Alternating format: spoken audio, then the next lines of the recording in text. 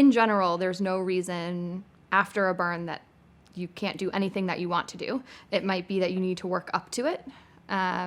If you're doing something and you're incredibly sore the next day and you can't walk for 3 days, you probably did a little bit too much, which you could say for anyone.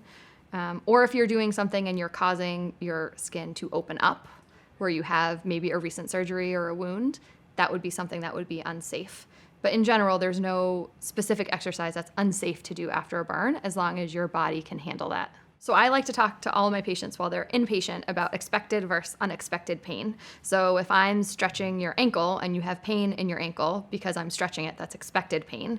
And not that we don't pay attention to it. It's not that we ignore it, but it's expected. So we'll continue the stretch because we know the benefits of that stretch.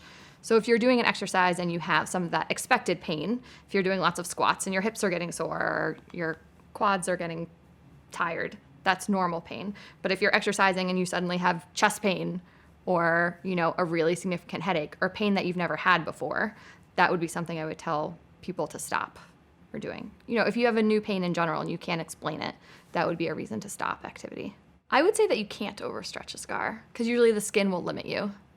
And usually you'll reach someone's pain tolerance before you reach the tolerance of the skin. In general, that's been my experience. I would guess burn survivors might have a better answer than I do, but generally there's no reason not to continue to stretch unless you've had a recent surgery and your burn surgeon has told you that they want you to not do certain range of motion or certain stretches for a period of time. There are ways to do scar massage, which could help your skin stretch a little easier, so that might make exercise more comfortable. And there are actually people who are massage therapists that might specialize in working with patients with scars. So seeing someone who specializes in that to work on the scar management can be helpful to make it more comfortable when you then go to exercise. So moisturizers can help with the scars, definitely. It's definitely something that people should try on their skin because the same moisturizer might not work for every patient. So that's something that they'd want to try before they're exercising. And then when you sweat and your pores open up, that could make more of the moisturizer seep in. So sometimes people are okay with a moisturizer when they're not exercising, and then when they get hot and start to sweat in areas of their skin that can sweat, they might get the reaction. So some patients wear pressure garments, and I would, whether or not you need to wear pressure garments, I always leave up to the burn surgeons because they definitely know that much better than we do as physical therapists.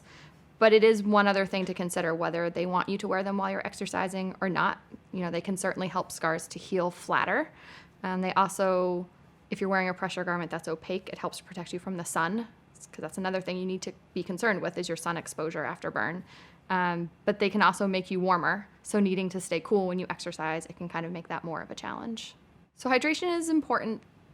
The issue that you have to talk about is balancing out how much you're sweating and how much you're taking in. Because if you're not sweating, you're not getting rid of as much fluid and as much sweat as you would for someone that sweats a lot.